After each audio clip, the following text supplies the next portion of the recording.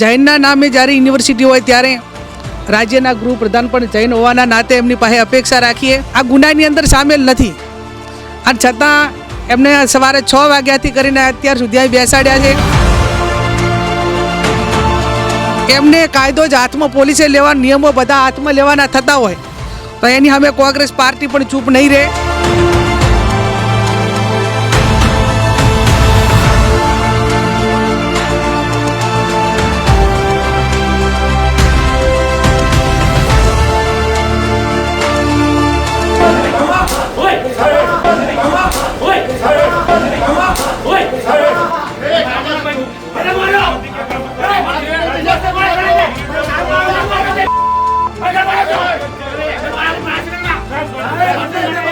પાટણની સૌથી પ્રખ્યાત હેમચંદ્રાચાર્ય યુનિવર્સિટી જે હંમેશા વિવાદનું કેન્દ્ર રહેતી હોય છે અને થોડા સમય પહેલા પણ આ યુનિવર્સિટી ચર્ચામાં આવી હતી, જેમાં યુવાનો દ્વારા જે રીતે દારૂની મહેફિલ રચવામાં આવી હતી, જે કાંડ બન્યો હતો તેને લઈને હેમચંદ્રાચાર્ય યુનિવર્સિટી તે ચર્ચાનો વિષય બની હતી અને તે દરમિયાન કોંગ્રેસના 2 નેતાઓ ચંદનજી ઠાકોર અને કિરીટ પટેલ સહિતના કોંગ્રેસના અન્ય આગેવાનો જે છે તે યુનિવર્સિટીએ પહોંચ્યા હતા અને તે દરમિયાન પોલીસ અને આ નેતાઓ વચ્ચે જબરજસ્ત ઘર્ષણના દ્રશ્યો જોવા મળ્યા હતા અને આ દ્રશ્યોનો વિડીયો પણ સોશિયલ મીડિયામાં અત્યંત વાયરલ થયો હતો અને આ ઘટના બાદ ચંદનજી ઠાકોર અને કિરીટ પટેલને પોલીસ સ્ટેશન બેસાડવામાં આવ્યા અને દિવસભર તેમને પોલીસ સ્ટેશન બેસાડ્યા હતા અને તેના કારણે બનાસકાંઠાના સાંસદ ગેનીબેન ઠાકોરે આ પોલીસ સ્ટેશનની મુલાકાત લીધી હતી. તેમજ ચંદનજી ઠાકોર અને કિરીટ પટેલ સાથે તેઓ વાતચીત કરી રહ્યા હોય તેવા વિડીયો પણ જોવા મળ્યા હતા અને તે દરમિયાન ગેનીબેન ઠાકોર દ્વારા 3 મહત્વના નિવેદનો આપવામાં આવ્યા, જેમાં તેમણે અત્યારના જે યુવાધન છે તેને લઈને વાત કરી હતી. ત્યારબાદ તેમણે બીજેપી ઉપર પણ આકરા પ્રહારો કર્યા હતા અને તેમણે પોલીસ અધિકારીઓની ટીકા પણ કરી હતી. તો તેમણે પોતાના નિવેદનમાં વધુમાં શું કહ્યું તે પહેલા સાંભળી લઈએ. હેમચંદ્રા યુનિવર્સિટી ખાતે 16મી તારીખે જે દારૂની ઘટના બની એ પૈકીમાં આજે પાટણ યુનિવર્સિટી એટલે એક શિક્ષણની નગરી કહેવાય. આજે યુવા ધન એ ક્યાંય સેફ નથી. માત્ર હવે જો શૈક્ષણિક સંકુલો પણ બદીઓથી ભરપૂર ભરેલા હોય તો આપણે યુવા ધનને લેવા ક્યાં લઈ જવા માગીએ છીએ. બીજું કે જૈનના નામે જ્યારે યુનિવર્સિટી હોય ત્યારે રાજ્યના ગૃહ પ્રધાન પણ જૈન હોવાના નાતે એમની પાસે અપેક્ષા રાખીએ કે ચોર કોટવાલને દંડે એને બદલે જે વાસ્તવિકતા છે એ વાસ્તવિકતા ઉપર રાજ્યનું ગૃહ ખાતું હોય કે ગૃહમંત્રીને આવવું પડે ને એની પાછળ ગંભીરતાપૂર્વકના પગલાં લેવા પડે. એ તારીખે ઘટના બની, એના કોઈ સેમ્પલ ના લેવાના, એનો કોઈ ગુનો ના નોંધાણો અને ઉપરથી જ્યારે ધારાસભ્યો જેવામાં જવાબદાર જે પ્રજાના પ્રતિનિધિઓ છે એ ક્યાંક ને ક્યાંક પોલીસનું ધ્યાન દોરવા માગતા હોય ત્યારે એક નાના બોલી ઓલામાં ચોર કોટવાલને દંડે એવી વાત કે ઠીક છે કોઈ કાયદો હાથમાં ન લેવો માનીએ, પણ જે ધારાસભ્ય, માજી ધારાસભ્ય હોય કે ધારાસભ્ય એ આ ગુનાની અંદર સામેલ નથી અને છતાં એમને સવારે 6 વાગ્યાથી કરીને અત્યાર સુધી અહીં બેસાડ્યા છે. 6 વર્ષથી ઓછી સજા હોય એને પોલીસ સ્ટેશનમાં જામીન આપવા માટેનો સુપ્રીમ કોર્ટનો ચુકાદો છે, જ્યારે એને પણ અવગણના કરવામાં આવતી હોય અને પોલીસ એ હર હંમેશા વહીવટીતંત્ર અને સરકારો કાયમી બદલાતી જ હોય છે, પણ વહીવટીતંત્રએ પોતાનું કાયદો અને વ્યવસ્થા જે બંધારણ છે એ બંધારણમાં જે આપણા કાયદા છે, નિયમો છે એને વળગીને ન્યાય તોડવો જોઈએ.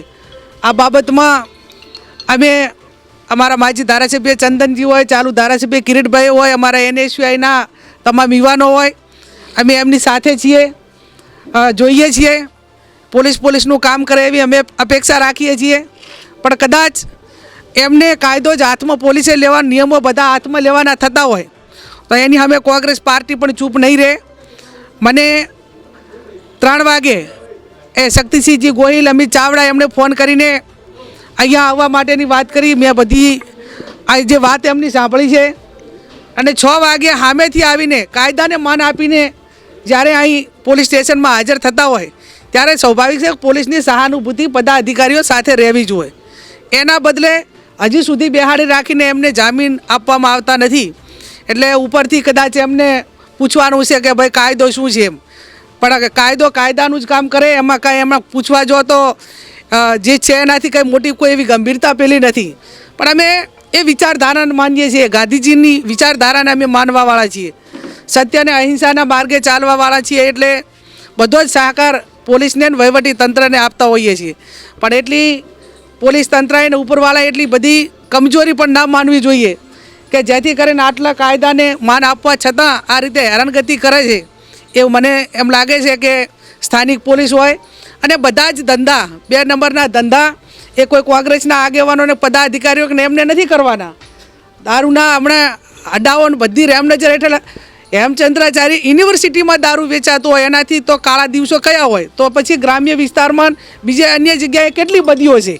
આ તમામ બદીઓ એ પોલીસ જ્યારે સામે પડીને આ રીતે કરશે ત્યારે એ ક્યાંક ને ક્યાંક કોંગ્રેસ પાર્ટીને પણ ના છૂટકે ઉજાગર કરીને યુવા ધન બચાવવા માટેના પ્રયત્નો કરવા પડશે. એટલે આ બાબતમાં હું એસપીને પણ મળું છું હાલ જ, અને એસપીને પોલીસ તંત્ર અહીંનું પાટણનું એ પોતાની જવાબદારી સમજે અને વહેલામાં વહેલા જામીન આપીને જે અમારા આગેવાનો સામેથી કાયદો અને વ્યવસ્થાને જે માન આપ્યું છે એના ઉપર કૂણું વલણ રાખે એવી હું અપેક્ષા રાખું છું. જોઈએ એમનું વલણ શું રહેશે પછી કરશું. આજે સવારે જ એમને રજૂ કરેલા છે, ફોનથી એમના સંપર્કમાં બધા આગેવાનો હતા.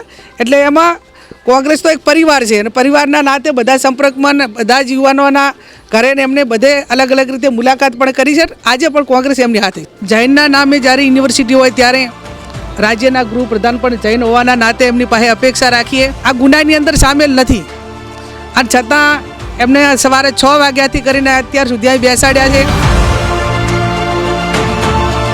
એમને કાયદો જ હાથમાં પોલીસે લેવા, નિયમો બધા હાથમાં લેવાના થતા હોય તો એની સામે કોંગ્રેસ પાર્ટી પણ ચૂપ નહીં રહે.